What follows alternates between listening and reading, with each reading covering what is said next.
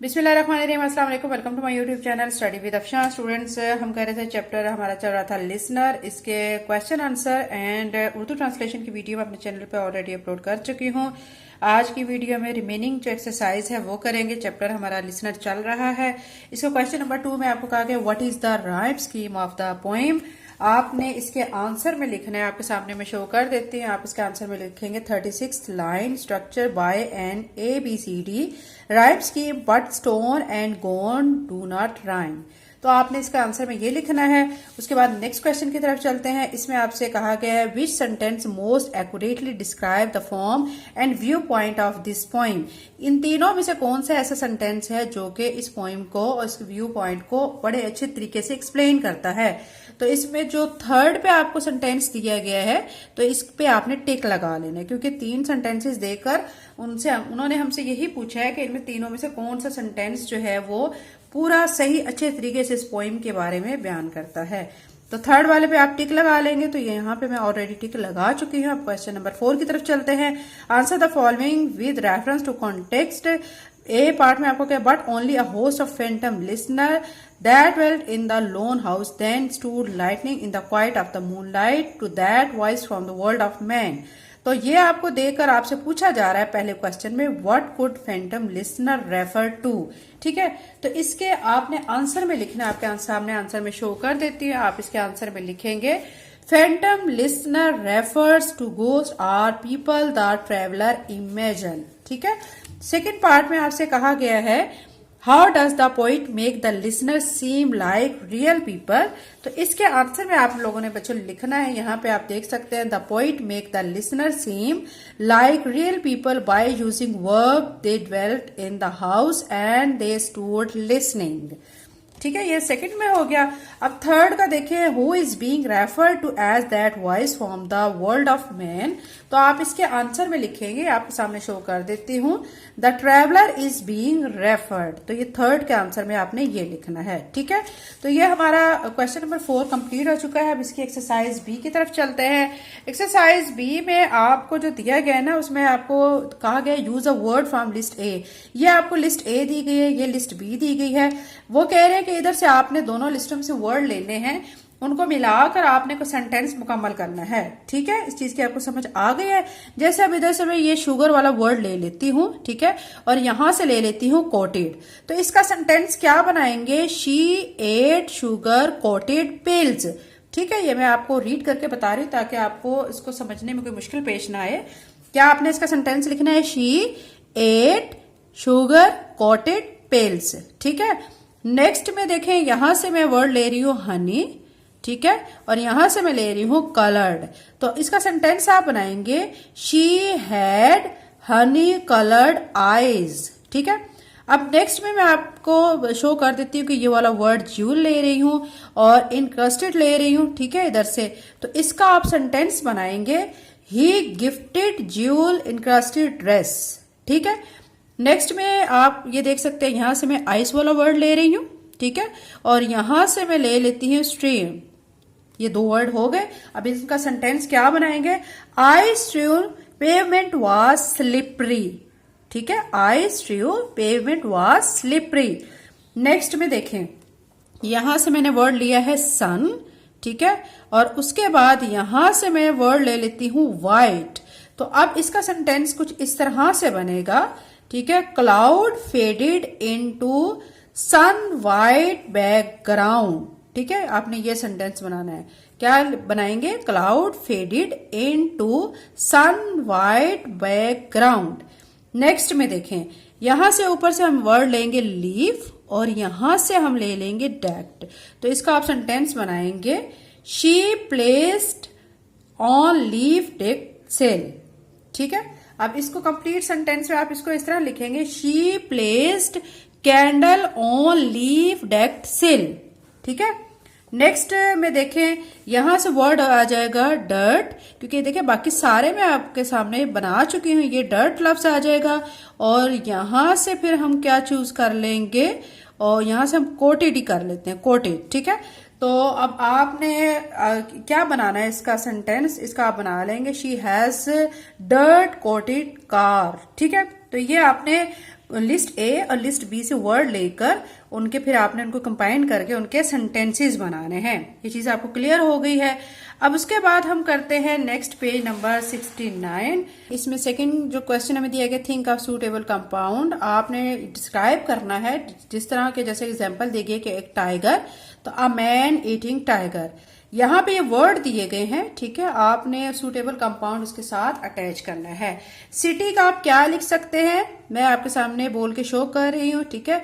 आप लिखेंगे अ थिनी populated city, थिनी populated city. अ वेस का आप लिखेंगे अ फ्री स्टैंडिंग वेस, ठीक है।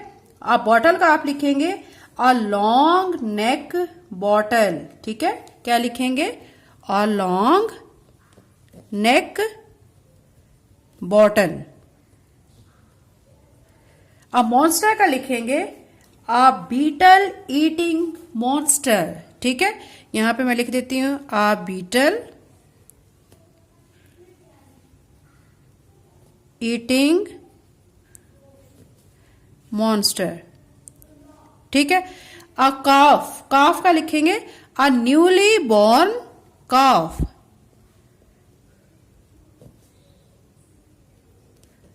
ठीक है। आपके सामने मैं शो कर देती हूं। अ सेलर, सेलर का आप लिखेंगे अ शोर बाउंड सेलर, ठीक है। यहां पे लिख देती हूं अ शोर बाउंड सेलर, ठीक है। अभी आपके सामने मैंने कंप्लीटली रिटर्न शो कर दिए। देखें, आ सिटी का लिखेंगे अ थिनी पॉपुलेटेड सिटी। आ वेस का लिखेंगे अ फ्री स्टैंडिंग वेस। ये भी मैं आपके सामने लिख देती हूँ ताकि आपको कोई कंफ्यूजन ना हो। A free standing vase. Bottle का आप लिखेंगे a long neck bottle. Monster का लिखेंगे a beetle eating monster. Calf का आप लिखेंगे a newly born calf. A seller का लिखेंगे अ श्योर बाउंड सेलर, ठीक है। अब इसकी सी एक्सरसाइज में देखें, add the suffix O U S और able to show to the following use a dictionary. यानी वो कह रहे हैं कि आपको ये जिन नीचे वर्ड नजर आ रहे हैं इनमें आपने सफिक्स ऐड करना है ओ यू एस या ए बी एल ई। वो आप लफ्ज को देखते हुए ऐड करेंगे, ठीक है। जैसे अब ये फर्स्ट पे आप देख सकते हैं ADVANTAGE एडवांटेज, ठीक है। तो इसमें आप ई को हटा के इसके साथ ये OUS ऐड कर देंगे। ई को हटाएंगे OUS लगा देंगे। यहां पे भी हम क्या करेंगे, ये पूरा वर्ड लिखकर साथ OUS लगा देंगे। यहां पे ई को हटा के OUS लगा देंगे। यहां पे भी ई को हटाकर IOUS लगाएंगे। अब यहाँ पे GRACE दिया गया है, ग्रेस में से ई को हटाएंगे IOUS लगा देंगे, ठीक है। और यहाँ पे आप ई को हटा के ABLE लगा देंगे और यहाँ ई को हटाएंगे और OUS लगाएंगे। नेक्स्ट में देखें, ट्रेस, इसके साथ एबल लगा देंगे। रिफ्यूज, इसका ई हटाकर एबल लगा देंगे। मैनेज, मैनेज आपने पूरा लिखना है, साथ एबल लगा देना है। मूव आपने पूरा लिखना है, एबल लगा देना है। एक्सक्यूज में से आपने ई को हटाना है, एबल साथ लगा देना है। यहाँ पे करेज, इसके साथ ये पूरे का पूरा लिखकर OUS लगा देना है। डैमेज आपने पूरा लिखना है, साथ एबल लगा देना है। रिप्लेस को पूरा लिखना है, एबल लगा देना है, ठीक है। डिबेट में से ई को हटाएंगे और साथ एबल लगा देंगे, ठीक है। नर्व, एबल और चेंज, एबल, चेंज, एबल, ठीक है। तो ये हमारा चेंज एबल में ई हमारा लगा रहेगा, साथ एबल आ जाएगा। तो अब एक्सरसाइज नई हमारी है जो कि कंपाउंड नाउन के से रिलेटेड है। Compound noun are formed by joining two or more words together to form a noun. Compound noun कौन से होते हैं, जो दो या दो से ज्यादा लफ्जों को ज्वाइन करके बनाए जाते हैं और उससे एक नाउन बन जाता है। जैसे दो लफ्ज है ब्लू और बेरी, इनको जब हम जोड़ देते हैं तो ब्लू बेरी बन जाता है, ठीक है। इसके हिसाब से बच्चों उन्होंने आपको कहा है कि मैच द वर्ड्स, ठीक है, in A to the words in B to make compound noun. यानी पेज जो नेक्स्ट हमारा 70 पेज है, यहाँ पे हमें दो कॉलम दे दिए गए हैं ए और बी। यहां से हमने लफ्ज लेने हैं और इधर वाले लफ्ज के साथ जहां से इसकी सेटिंग होती है उनको मैच करना है और मैच करके फिर एक नया नाउन बना लेना है।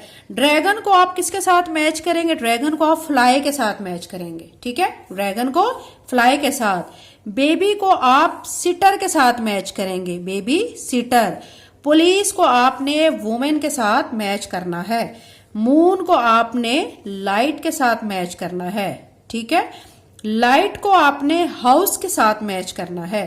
सी को आपने शोर के साथ मैच करना है। Alarm, clock, blackberry, notebook, skyscraper, toothpaste. ठीक है, ये कॉलम भी हो गया। अब बी जो एक्सरसाइज है उसमें आपको कहा गया है make the compound noun above into plural, यानी वो कह रहे हैं कंपाउंड नाउन जो आपने बनाए हैं उनको आपने किस फॉर्म में लिखना है, प्लूरल फॉर्म में। मतलब देखेंगे ड्रैगन को हमने फ्लाई के साथ मैच किया तो हमारा क्या बन गया, ड्रैगन फ्लाई। अब वो कह रहे हैं कि इनके आपने प्लूरल लिखने हैं, तो आप ड्रैगन फ्लाई का नीचे देखें क्या बन जाएगा, ड्रैगन फ्लाइज। ठीक है, इस तरह जो हमारे नए वर्ड बन रहे हैं ना उनके हमने प्लूरल फॉर्म लिखनी है। तो अब हमारे जो न्यू कंपाउंड नाउन्स बने हैं, ठीक है, उनको हम प्लूरल फॉर्म में लिखेंगे। जो हमारा पहला बना था ड्रैगन फ्लाई, उसको हमने किस तरह लिख देना है, ड्रैगन फ्लाइज। बेबी सीटर जो हमारा बना था उसको हम कैसे लिखेंगे, बेबी सीटर्स। ये आपके सामने मैंने शो कर दिया है। फिर हमारा था नेक्स्ट पुलिस वुमेन, तो ये पुलिस वुमेन यानी WOMAN के बजाय EN हो जाएगा। फिर मून लाइट बना था तो उसमें S लगा देंगे, मून लाइट्स बन जाएगा। लाइट हाउस बना था तो उसके साथ S लगा देंगे, लाइट हाउसेस बन जाएगा। सी शोर बना था उसके साथ S लगा देंगे, सी शोर्स बन जाएगा। अलार्म क्लॉक हमारा वर्ड बना था तो उसके साथ S लगाएंगे तो अलार्म क्लॉक्स बन जाएगा। ब्लैक बेरी बना था तो बेरी में Y को हटाएंगे, उसकी जगह I लगाएंगे, साथ ES लगाएंगे तो ब्लैक बेरीज हमारी प्लूरल फॉर्म आ जाएगी। फिर हमारा नेक्स्ट जो कंपाउंड नाउन बना था वो नोटबुक बना था तो नोट बुक्स बन जाएगा। स्काई स्क्रैपर्स बन जाएगा नेक्स्ट। और टूथपेस्ट किस में कन्वर्ट हो जाएगा, टूथपेस्ट में कन्वर्ट हो जाएगा, यानी इसके साथ हम S लगा देंगे।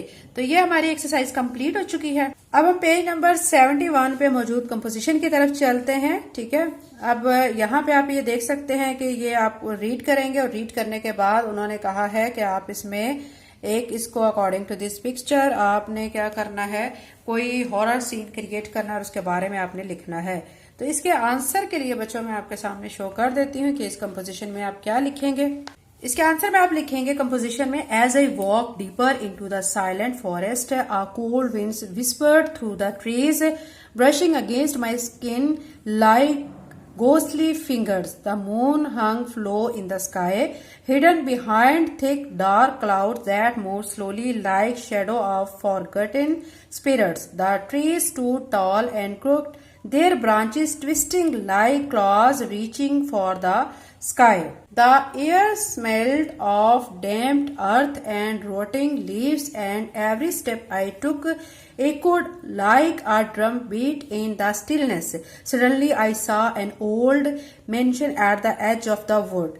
Its windows were shattered and no light came from inside. The wooden door cracked open as if inviting me in. A chill ran down my spine. ठीक है, inside cobwebs hung like curtains and the floor groaned beneath my feet. Whispers echoed through the hall. No one was there. It felt like the house was alive, watching me, waiting. I wanted to run, but my feet was frozen in fear. I had entered a place forgotten by time, hunted not just by ghost but by memories. तो ये बच्चों composition थी जो आपके साथ मैंने share की। तो ये बच्चों हमारी एक्सरसाइज कंप्लीट हो चुकी है। नेक्स्ट वीडियो में इंशाल्लाह नए चैप्टर करेंगे। अगर चैनल पे नए हैं तो चैनल को सब्सक्राइब करें, वीडियो को लाइक करें, लिंक को शेयर करें। Thank you, Allah Hafiz.